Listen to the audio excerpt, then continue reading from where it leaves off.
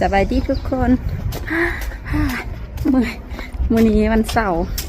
เนี่ยสติย่างมาสอบแบบย่างลิ้นอยู่ในเมืองไปสอกเวียก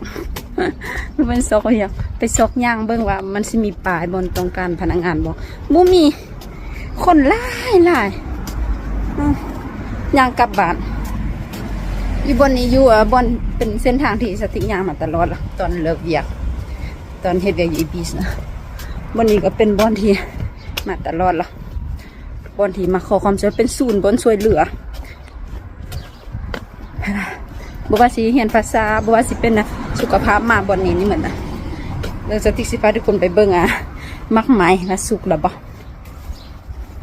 มักส้มนั่นแหละอยู่ไกลๆบ้านนั้นไกลๆบ้านจะเอาสติ๊กเอาจนมืดแต่ว่าอยู่นี่เราแบบโดนละเด้โดนละที่บริจาคภาษาการและสติ๊กถามเกี่ยวกับเรียนภาษาฝรั่งเศสต้องได้ท่าเดือนเก่าเพราะว่ามันปิดซีซั่นละก็เลยได้ท่าอีกเพราะว่าสมือนี้ยากเพราะว่ามันมีคนต่างประเทศหลายที่อยากเรียนภาษาฝรั่งเศสสินะก็เลยว่าสมือนี้เกี่ยวกับเรียนภาษาฝรั่งเศสแพงเมื่อวานนี้สติ๊กสองอยู่ Google เห็นอยู่ Google อันราคา1 ชั่วโมง22สิบอกถือว่าทึกสุดละแต่สติ๊กบ่อยากเสียเงินนะเพราะว่าสติ๊กมีเงินอยู่ในอันบัญชีอันที่เคยเฮ็ดเวียกก็สุกหลายเลยแต่ก็หมดนะแต่ก็บ่มีใครเอาดอกบ่มีแล้วเด้อบ่มีแล้วหมดแล้วนึงจับเอานึงซะสิไปซื้ออีกอย่างอันเล็กกันหน่อยสิย่างไปออกกำลังกายหน่อยหนึ่งฝนตกทุกคนสติ๊กไปซื้อเครื่องมาเหยาะแยะหน่อยหนึ่งมื้อเช้าตื่นมาเราไปย่างอันยุตามันเข้มทางไปย่างอยู่ในเมืองซังจงเดลุยแล้วก็ย่างออมกลับมาแล้วก็ เบิ่งสภาพย่างอยู่มาแต่ทางนั้นประมาณ50 นาทีสินะปกติออมไปทางนั้นก็ได้ออมไปทางนี้ก็ได้สิแต่ว่าสติ๊กออมมาทางขวาประมาณ10 นาทีแต่เบิ่งสภาพฝนย่อยแหงว่าหัวเลื่อมจะฝนย่อยซะแล้วแหงเลื่อมมองฝนตกถ้าลูกอยู่กับพ่อมันมาเนี่ยย่างไปสอกเวียกกับบ่มีบ่อนบ่เห็นเนี่ยบ่มีย่างดอกก็คือว่าสติ๊กเห็นอยู่บ่อนอยู่ในตัวเมืองซังจองแล้วอยู่ในตัวเมืองซังจองเขาจะมีมากระสังแล้วมีซูเปอร์มาร์เก็ตใหญ่ๆล่ะสติ๊กก็เลยเขาไปถามบ่ต้องการพนักงานบ่เขาจะว่าบ่ตอนนี้ล่ะเต็มหอดบ้านแล้วเด้ทุกคนมาสิห้าวอีกละฮั่นแหละทุกคนกลับมาหอดบ้านตักฝนเมื่อยหิวข้าวสติ๊กมาหอดบ้านออกจากบ้านไปตั้งแต่ตอน10 โมงเช้าประมาณ9 โมงครึ่งว่าซั่นซะ9 โมงครึ่งสติ๊กออกไปย่างอยู่ในเมืองก็ว่าไปซอกไปอัญญะไปซอกมีหลายมีเวียกเฮ็ดแต่สติ๊กอยากเห็นอยากไปเบิ่งอัญญะที่อยากฮู้แต่สติ๊กก็เลยไปสติ๊กบอกว่าโอเคจะอยู่กับลุงวันนี้เขาสิไปย่างเบิ่งหั่นน่ะสิ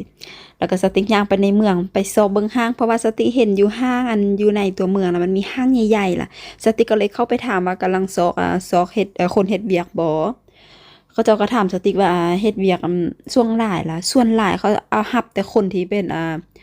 ซีซั่นล่ะก็เป็นสัญญาณระยะสั้นสิแต่ว่าสติ๊กซอกเป็นสัญญาณระยะยาวทุกคน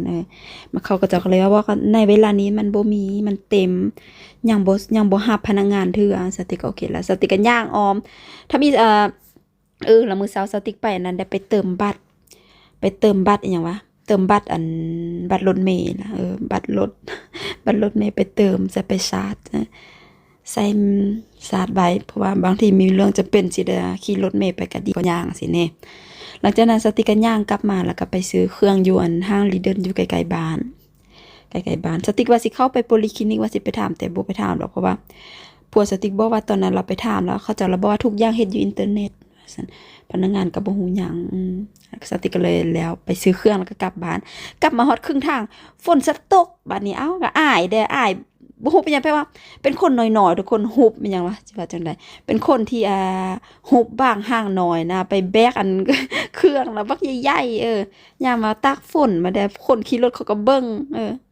ก็อายเด้อนึงแต่ก็บ่เป็นหยังหันแล้วกลับมาบ้านหิวผัวสติกก็เฮ็ดอาหารให้ลูกกินแล้วลูกกำลังนั่งกินข้าวสติกก็หิว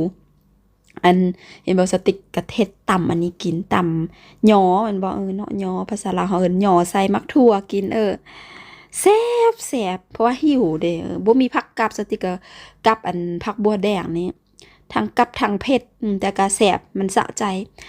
สติกเป็นคนที่บ่ฮู้เป็นหยังเป็นคนซาดิสบ่ทุกคนมักกินเผ็ดที่สุดเผ็ดแบบเผ็ดแท้เผ็ดหวานแหละทุกเทื่อที่สิต่ำก็แบบต่ำใส่อัน2มักเผ็ดแดงมักเผ็ดสดกับมักเผ็ดแห้งเอาใส่นํกันเผ็ดอีหลีนะถือว่าตัวเองเป็นคนแบบกินเผ็ดที่สุดเลยเผ็ดแบบกินแซ่บๆอยู่บัดนั้นแล้วก็ทรมานตัวเองทุหลายเทื่อที่กินเผ็ดแล้วก็ไปนอนแล้วก็เจ็บท้องเจ็บท้องแบบเผ็ดอีหลีนี่เด้อแบบถ้าคนที่เคยเป็นน่าจะฮู้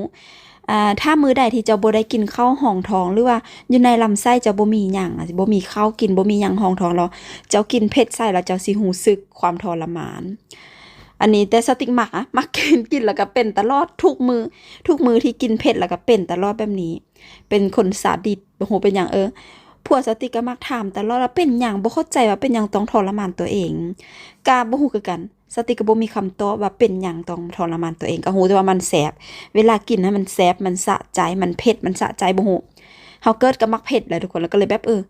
ก็ถือว่าเป็นคนที่ตัวเองเป็นคนที่กินเผ็ดพอสมควรลักษณะแบบนี้ล่ะ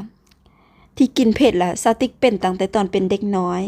ตอนที่เป็นเด็กน้อยเนี่ยหลังจากไปโรงเรียนจังซี่นะทุกคนหลังจากเลิกโรงเรียนมาประมาณ 4:00 นเนาะเลิกเรียนมาแล้วก็มักแบบมักไปกินมักม่วงมักลอดแล้วก็มักกินเมี่ยงอันซี่แน่มักกินต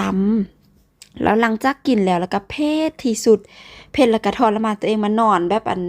เอายกตีนขึ้นสูงมักเฮ็ดตลอดซุมเฮ็ดจนฮอดซุมื้อนี้ตั้งแต่สมัยตอนเป็นเด็กน้อยฮอดอายุ10ปีพุ่นแหละ10ปี11 12ปีแล้วจนมาฮอดนี่อายุ30ปลายปีเลข3ปลายแล้วก็ยังเฮ็ดตลอดแบบบ่ฮู้เป็นหยังก็พยายามเปลี่ยนอยู่แต่ว่ามันก็แบบเวลากินแล้วมันก็แบบอดบ่ได้สินะ มันสะใจเวลาสะใจแบบเวลาต่ำล่ะมื้อนี้คือการสติ๊กใส่เป็นกำแล้วมักเผ็ดแดงมักเผ็ดสดหั่นแล้วก็มักเผ็ดแห้งใส่เครื่องปรุงก็บ่มีหยังตำมักเผ็ดแล้วก็ตำมักเผ็ดกระเทียมก็บ่ใส่เพราะสติ๊กบ่ได้มักมีช่วงนึงมักกินกระเทียมตอนที่มันรู้แต่ซุมื้อนี้ละบ่มักแล้วบ่ฮู้เป็นหยังซบเฮาเนี่ยก็เป็นตามอารมณ์นั่นแหละเห็นบ่กลับมาอิหยังวะกับผักบัวแดง แซ่บลูกสาวก็มาออมเวียนอยู่ในขณะที่สติกมาพักเสียงสติกก็กลืนน้ำลายเกือกๆเลยทุกคนเพราะว่าหิวอยากกินเห็นตัวเองกินก็อยาก เป็นยังสติกต้องมาพักเสียงเพราะว่าอยู่กับลูกเลยทุกคนมันก็เลยเฮ็ดคลิปวิดีโอบ่ได้เพราะว่าสติกเปิดเพลงเปิดโทรทัศน์นี่แล้วยามันมีคอปปี้ไรต์ติดลิขสิทธิ์ก็เลยต้องได้มาพากย์เสียงมื้อนี้เป็นวันเสาร์นะคือว่าแล้วตื่นมื้อเช้ามาแล้วผัวสติกก็ตื่นแต่เช้าแล้วก็เราก็ไปกินกาแฟแล้วประมาณ 8:00 นสิ 8:00 น 9:00 นสติกก็เลยส่งข้อความให้พ่อโอเคมื้อนี้จะมาอยู่กับลูกแล้วค่อยมีหลายอย่างเฮ็ดว่าซั่นสติกก็ไปย่างบางทีเขาก็อยากไปสูดอากาศสิเนี่ยทุกคนไปสูดอากาศย่างบ่มีหยังไปแต่ตัวแหละสติกแบบบ่ได้ถือกระเป๋าหยังสติกเป็นคนที่บ่มักถือกระเป๋าบ่มักบ่มักถือกระเป๋าย่างไปเฮ็ดแบบสบายๆคือไปย่างลิ้นจังซี่นะนั่นแหละก็กลับมาแล้วฝนตกเนี่ยย่างมาเมื่อยๆกินตำเผ็ดๆใส่สบายสบายอีหลีก็สติกได้ปลาแดกทุกคนปลาแดกแซ่บก็เป็นหมู่ที่รู้จักกันอยู่ YouTube นี่แหละทุกคนแล้วก็แบบคอเบิกกันล่มกันแล้วก็เป็นหมู่กัน